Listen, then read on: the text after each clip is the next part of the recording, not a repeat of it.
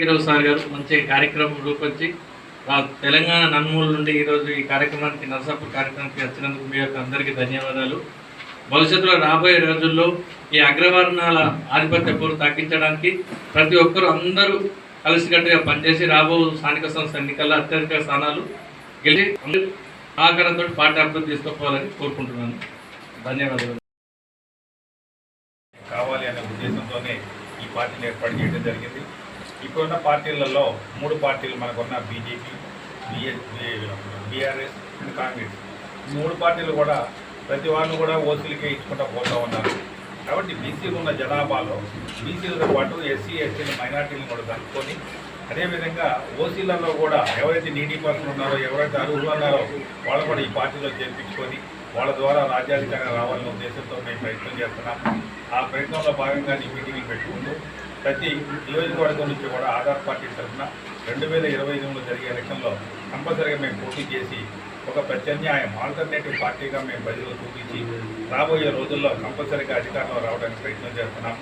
ఈ ప్రయత్నంలో భాగంగా మీ అందరినీ కూడా పేరున అందరినీ కూడా రిక్వెస్ట్ చేస్తూ ఈ పార్టీని ప్రోత్సహించి దీనికి అనుకూలమైనటువంటి అవకాశాన్ని కల్పించి రాజకీయానికి దగ్గర చేయవలసిందిగా కోరుతూ మరి ఈ సమావేశానికి వచ్చిన పత్రికా మిత్రులకు మీ మీడియా మిత్రులందరూ కూడా హృదయపూర్వక నమస్కారాలు తెలియజేస్తూ సెలవు తీసుకున్నాను. Thank you.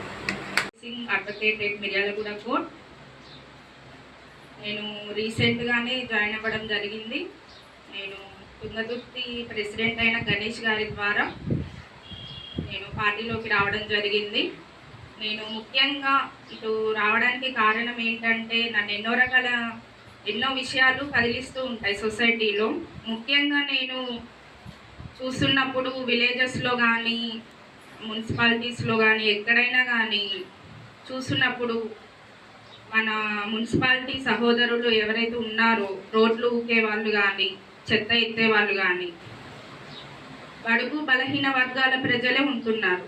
ఒక రెడ్డీస్ ఉండట్లేదు, ఒక బ్రాహ్మణులు చెయ్యరు, ఒక కోమటోళ్ళు చెయ్యరు. మరి వీళ్ళే ఎందుకు చేయాలి? వీళ్ళు మాత్రమే ఎందుకు రోడ్లు కాలి, వీళ్ళు మాత్రమే ఎందుకు చెత్త ఎత్తాలి, వాళ్ళు ఎందుకు చేయకూడదు అనే ధోరణులు చాలా ఉండేవి. అలాంటి విషయాలు చాలా ఉన్నవి.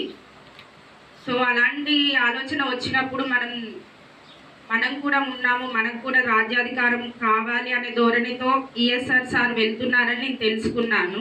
సో నా వంతుగా నేను కూడా నా సాయశక్తుల పని చేసి సార్ కోసం పార్టీ కోసం పని చేద్దామని చెప్పేసి నా స్నేహితుడైన గణేష్ ప్రోద్బలంతో నేను రావడం జరిగింది. Thank you. అలాగే మా మిర్యాలగూడ నుంచి మా పార్టీలో కొత్తగా జాయిన్ అవుతున్నటువంటి మా మేడం ఎల్ఎల్బి మేడం మాకు ఏదైతే తెలియదు ధనలక్ష్మి గారి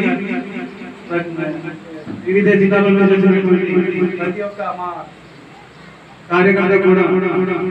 Hi everybody, this is Kiriti Damaraju. Like, share and subscribe to Saira TV.